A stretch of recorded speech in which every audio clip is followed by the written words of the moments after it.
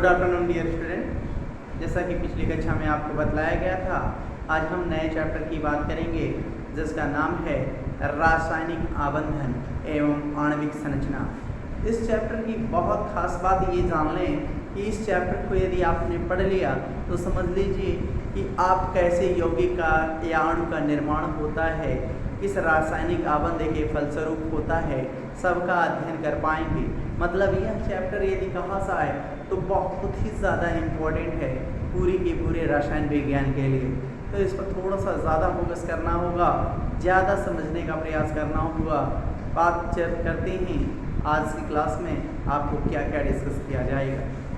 तो रासायनिक आबंधन एवं आणविक संरचना इस चैप्टर का सिंपल सी मीनिंग आपको अंग्रेजी में कही जाए तो केमिकल बॉन्डिंग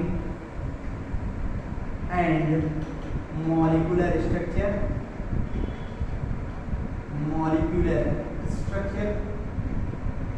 इस चैप्टर की बात करें तो इस चैप्टर में मुख्य रूप से जो पढ़ना है स्टार्टिंग संयोजकता क्या, संयोजकता। तो संयोजकता क्या है?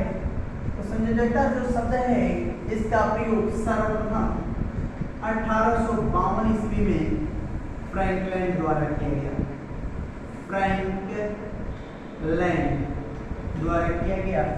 फ्रैंकलैंड ने इसको बतलाया कि जो वैलेंसी शब्द होती है, इस वैलेंसी शब्द की उत्पत्ति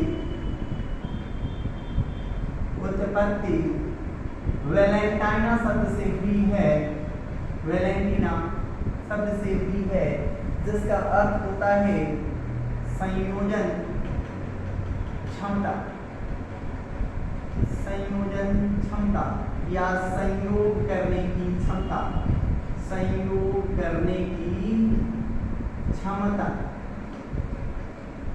इसका मतलब होता है वैलेंटाइना का अर्थ होता है पावर और कैपेसिटी,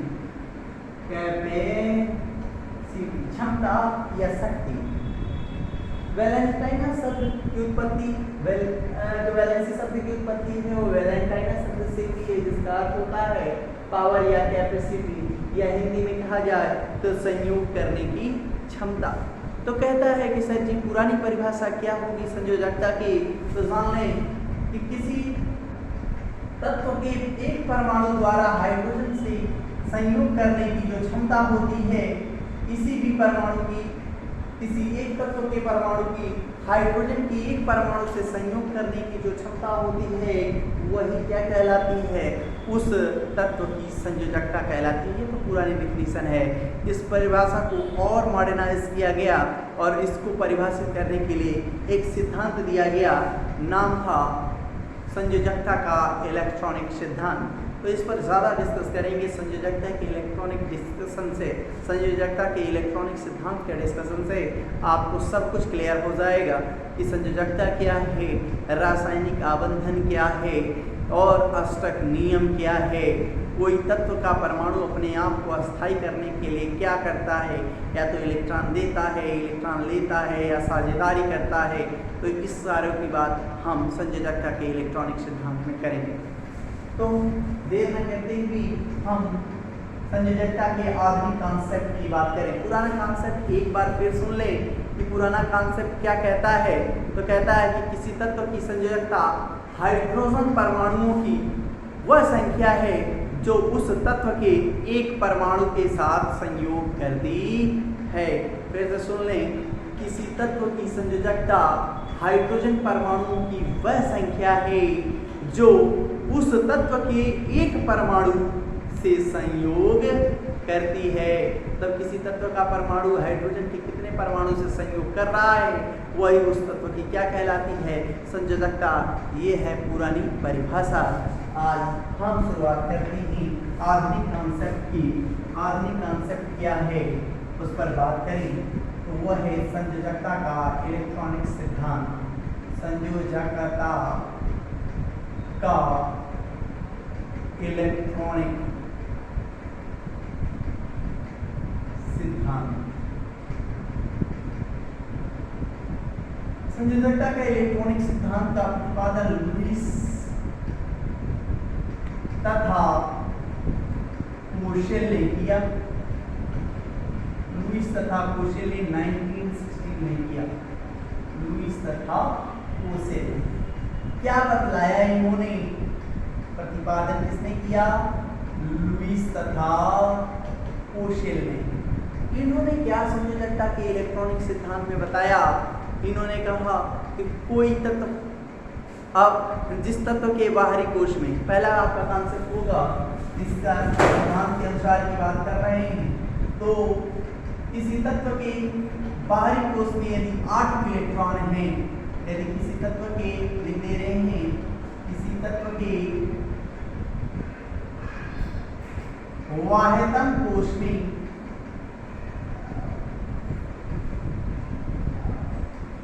8 इलेक्ट्रॉन स्थित हैं, 8 इलेक्ट्रॉन उपस्थित हैं,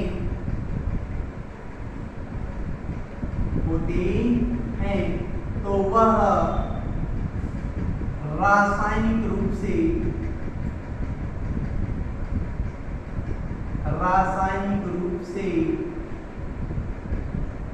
निष्क्रिय या अक्रिय होता है।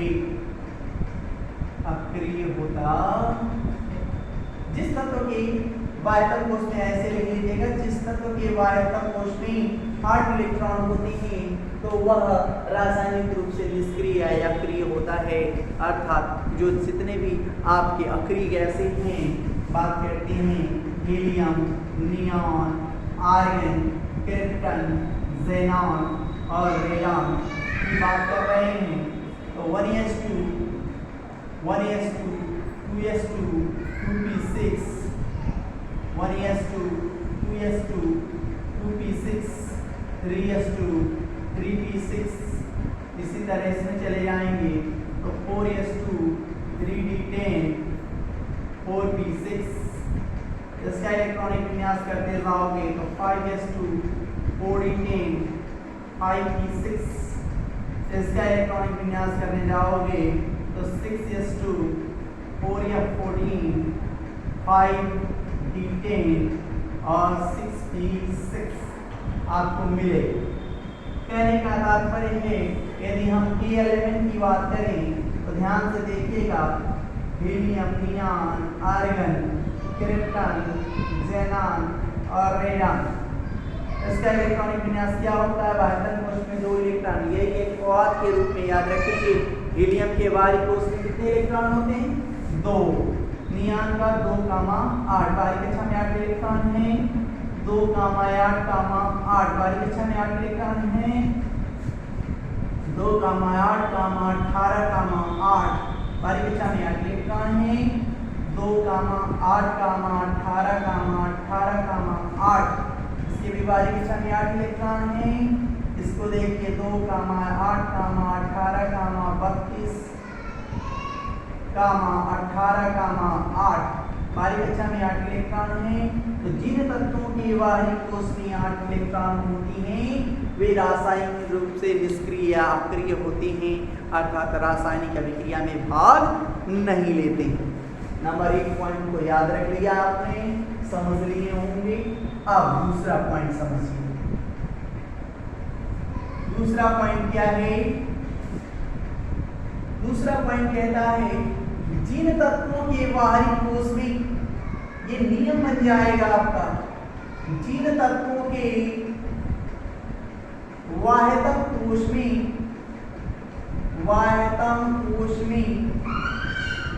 8 इलेक्ट्रॉन नहीं होते, 8 इलेक्ट्रॉन नहीं होते, जिन तत्वों के वाह्यतम कोश में 8 इलेक्ट्रॉन नहीं होते हैं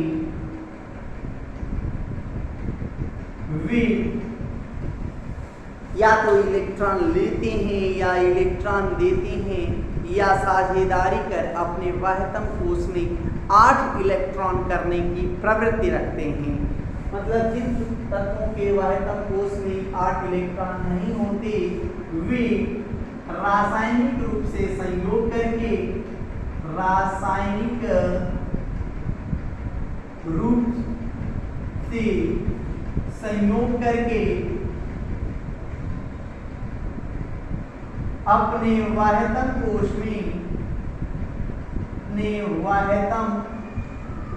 में 8 इलेक्ट्रॉन करने की प्रवृत्ति रखते हैं। यही क्या कहलाता है? ऑस्टक नियम कहलाता है। ऑस्टक नियम कहलाता है। ऑस्टक नियम की डिफिनेशन भी आप कहते हैं जिन तत्वों के वाह्यतम कोश में 8 इलेक्ट्रॉन नहीं होते वो अपने वाह्यतम कोश में रासायनिक रूप से संयोग करके, अर्थात कहने का तात्पर्य है इलेक्ट्रॉन देकर या साझेदारी करके अपने वाह्यतम कोश में 8 इलेक्ट्रॉन करने की प्रवृत्ति रखते हैं। यह नियम क्या कहलाता है? यह नियम ऑस्टक नियम कहलाता है। तो कोई भी तत्व का जो परमाणु होगा अपनी अस्थायी संरचना, अपनी अस्थायी इलेक्ट्रॉनिक संरचना के लिए, मतलब अपने वाह्यतम कोश में 8 इलेक्ट्रॉन करने के लिए या तो इलेक्ट्रॉन लेता है या इलेक्ट्रॉन देता है, और देकर या साझेदारी कर अपने वाह्यतम कोश में 8 इलेक्ट्रॉन करने की प्रवृत्ति रखता है। यही नियम ऑस्टक नियम कहलाता है। नंबर तीसरा जो अहम पॉइंट बनता है वो ध्यान दें, इस पर बहुत ज्यादा फोकस करिएगा, समझने का प्रयास करिएगा। तीसरा पॉइंट कहता है कि जो रासायनिक आबंधन बना वह किस तरह से बनता है। तो रासायनिक संयोग कितने प्रकार से होंगे? रासायनिक संयोग के प्रकार की बात कर रहे हैं या रासायनिक आबंधन के प्रकार की बात कर रहे हैं? रासायनिक आबंधन के प्रकार, किस प्रकार वह अपने वाह्यतम कोश में 8 इलेक्ट्रॉन करने की प्रवृत्ति रखता है। तो कहता है पहला इलेक्ट्रॉनों के स्थानांतरण द्वारा, इलेक्ट्रॉनों के स्थानांतरण द्वारा। इस द्वारा कौन सा बंध बनेगा, कौन सी वैद्युत संयोजकता का डिफिनीशन होगा? तो कहता है कि सर जी जितना ले चाहे दे वही उस परमाणु की वैद्युत संयोजकता कहलाती है। तो संयोजकता का नंबर एक परिभाषा वैद्युत संयोजकता का क्या होगा? किसी परमाणु द्वारा दिए गए चाहे लिए गए इलेक्ट्रॉनों की संख्या उस तत्व के परमाणु की वैद्युत संयोजकता कहलाती है। नंबर दूसरा बराबर इलेक्ट्रॉनों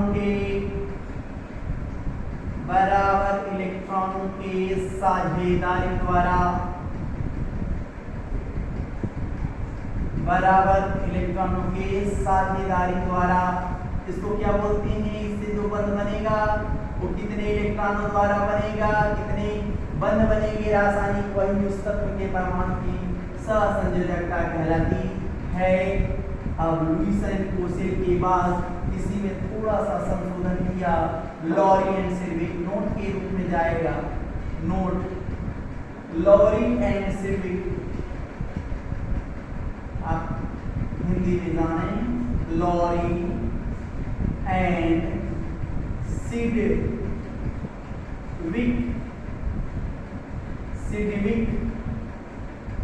लॉरी एंड सिडविक ने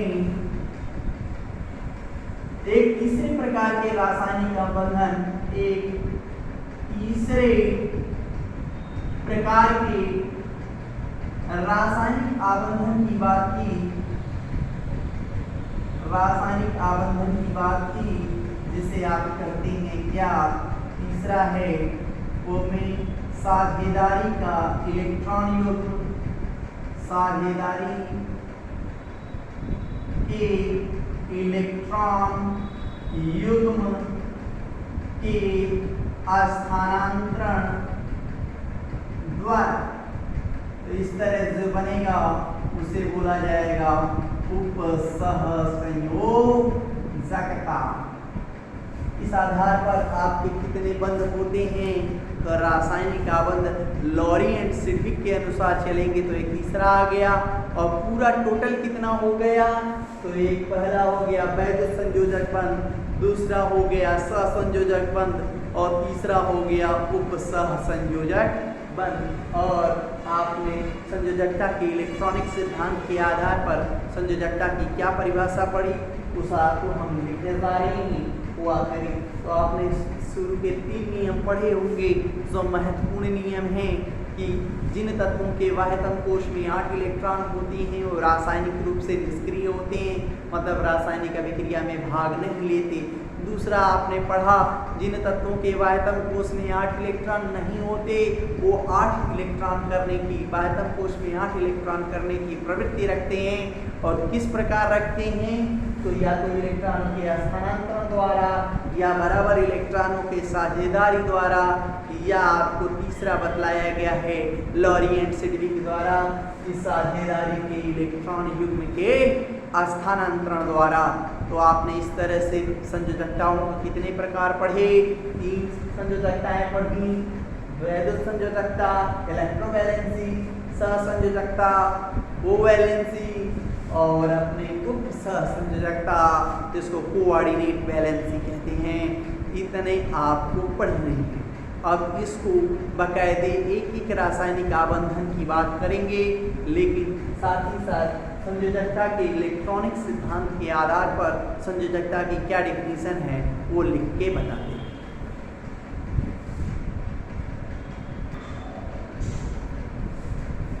संयोजकता के इलेक्ट्रॉनिक सिद्धांत के आधार पर यदि आपको कहा जाए कि बताओ कि कैसे संयोजकता को डिफाइन करोगे, तो कहोगे किसी तत्व का परमाणु, किसी तत्व का एक परमाणु की मैं बात कर रहा हूँ, किसी तत्व का परमाणु जितने इलेक्ट्रॉनों का लेन देन, एक परमाणु की बात, जितने किसी तत्व का एक परमाणु जितने इलेक्ट्रॉनों का लेन देन का मतलब होता है स्थानांतरण।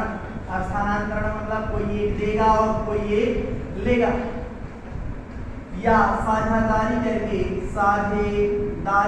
के द्वारा क्या करके निष्क्रिय गैस की स्थायी संरचना प्राप्त करता है, उस तत्व की संयोजकता कहलाती है। ये आपकी आधुनिक डिफिनेशन हो जाएगी। तो किसी तत्व का परमाणु यदि लेन देन करता है या स्थानांतरण करता है तो वैध संयोजकता, यदि साझेदारी करता है तो सहसंयोजकता, यदि इलेक्ट्रॉन युग्म का स्थानांतरण होता है तो उप सहसंयोजकता कहलाती है। ये आपको आधुनिक डिफिनेशन में बताई जाएगी। अब इस आधार पर रासायनिक आबंधन क्या है और रासायनिक आबंधन के प्रकार की बात करते हैं। थोड़ा सा ध्यान से अच्छे से देखिएगा, सब समझ में आएगा। बात हम समझाने की जो चाहते हैं कि रासायनिक आबंधन किसे कहते हैं। यदि आपसे कह दिया जाए, कोई पढ़ा लिखा आदमी पूछ के बताओ रासायनिक आबंधन किसे कहते हैं, तो सिंपल सी बात बतला दोगे, वह आकर्षण बल जो 2 या 2 से अधिक परमाणुओं को परस्पर संयोग करके अणु या यौगिक का निर्माण करता है, रासायनिक आबंधन कहलाता है। फिर से सुन लीजिए, वह आकर्षण बल जो 2 या 2 से अधिक परमाणुओं को संयोग या बंधित या जोड़कर एक अणु या यौगिक का निर्माण करवाता है या करता है, क्या कहलाता है, रासायनिक आबंध कहलाता है। तो 2 से अधिक परमाणु को बंधित करने वाला आकर्षण बल क्या कहलाता है, रासायनिक आबंध। यदि हम चलें तो रासायनिक आबंध के प्रकार में, तो रासायनिक आबंध के जो प्रकार होते हैं वो पहले लुईस क्रोसेल द्वारा 2 बतलाए गए थे, लेकिन तीसरा हमने आपको बताया लॉरी एंड सिडविक के अनुसार एक तीसरे प्रकार का सहसंयोजक बंध जिसे आप बोलते हैं उप सहसंयोजक बंध। तो इस आधार पर कितने रासायनिक आबंध के प्रकार हम पढ़ेंगे, 3। आपका पहला है वैद्युत संयोजक बंध, या इसी को बंध या लिखा हो चाहे आबंध, बातें समझिएगा। इसी का नाम है आयनिक बंध। आयनिक बंध और इसका सहसंयोजक बंध। और इसे बोलते हैं उपसह संयोजक बंध।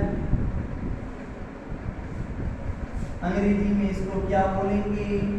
Electrovalent, electro ELECTRO, valent VALENT, valent bond.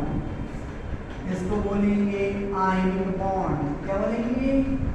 Ionic bond, या इसी को पोलर बॉन्ड भी बोला जाए, पोलर बॉन्ड, ध्रुवीय बंध। यहाँ पर ये जो बंध है इसको बोलते हैं कोवैलेंट, COVALENT, कोवैलेंट बॉन्ड। इसको क्या बोलेंगे? Coordinate bond, COORDINATE, coordinate bond. चलिए अब डिस्टिंक्शन की बात करते हैं। कब इलेक्ट्रोवैलेंट बनता है, कब कोवैलेंट बनता है और कब कोऑर्डिनेट बनता है, एक चार्ट में हम पढ़ लेंगे। समझा देते हैं, अच्छे से अपने से लिखेंगे। आप कहता है कि सर वैद्युत संयोजक बंध क्या है? तो कहता है जब दो परमाणुओं के मध्य इलेक्ट्रॉनों के लेन देन या स्थानांतरण के द्वारा जो बंध बनता है वह क्या कहलाता है? वैद्युत संयोजक बंध। अर्थात कह दें इलेक्ट्रॉनों के स्थानांतरण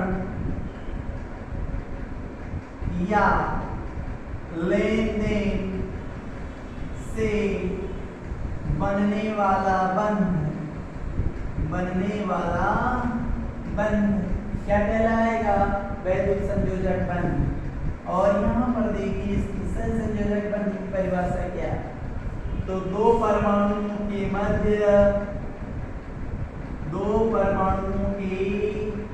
मध्य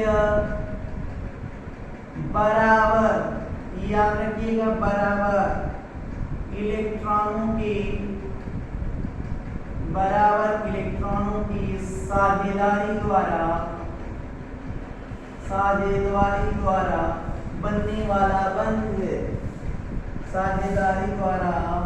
बनने वाला बंध, क्या कहलाता है? सहसंयोजक बंध। अब देखिए कोवैलेंट बॉन्ड, कोऑर्डिनेट बॉन्ड की परिभाषा। यह एक विशेष प्रकार का सहसंयोजक बंध होता है। ये जानना होगा कि यह एक विशेष प्रकार का सहसंयोजक बंध होता है। इसमें किसी एक परमाणु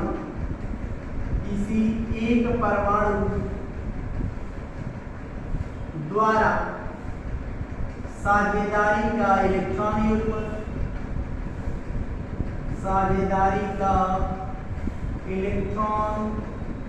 युग्म को किसी दूसरे परमाणु को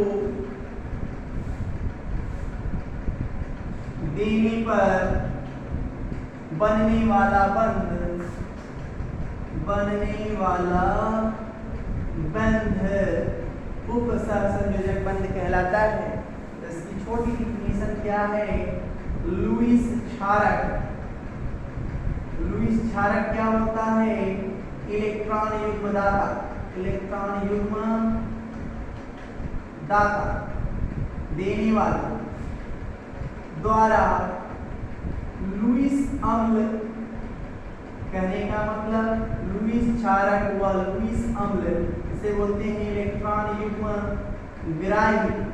तो एक दो इलेक्ट्रॉन देगा, एक दो इलेक्ट्रॉन क्या करेगा? लेगा।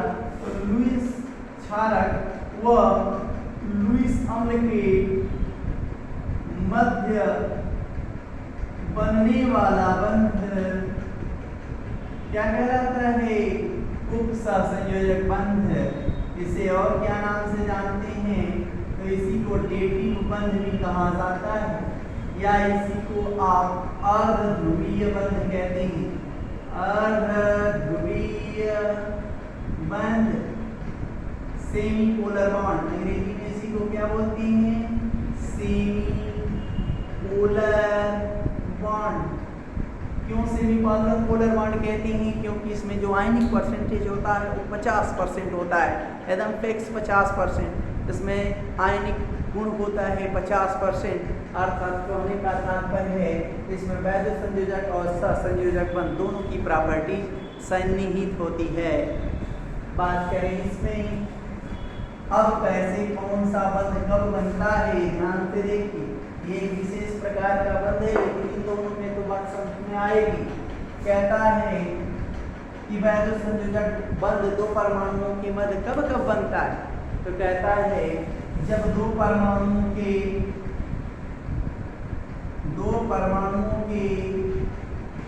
विद्युत ऋणात्मकता का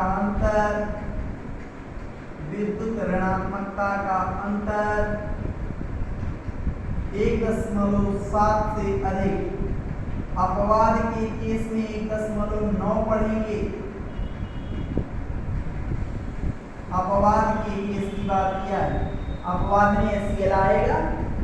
1.7 से अधिक होता है तो उन परमाणुओं के मध्य वैध संयोजक बंध बनता है। नंबर दूसरा, प्रबल धन विद्युती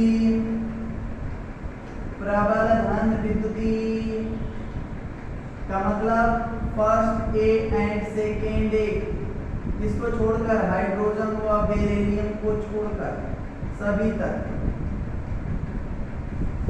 फर्स्ट ए एंड सेकेंड ए के तत्व क्या कहते हैं? प्रबल धन विद्युतीय तत्व व प्रबल ऋण विद्युती हमने पढ़ाया है कौन धन विद्युती होता है, कौन ऋण विद्युती। तो प्रबल धन विद्युती तथा प्रबल ऋण विद्युती तत्व कौन कौन से होंगे? तो 7 थे, फिर कल बाहर आई वो ऑक्सीजन एंड सल्फर के परमाणुओं के मध्य बनने वाला बंध कैसा होता है? वैध संयोजक बंध। होने का मतलब धातु व अधातु के मध्य बनने वाला बंध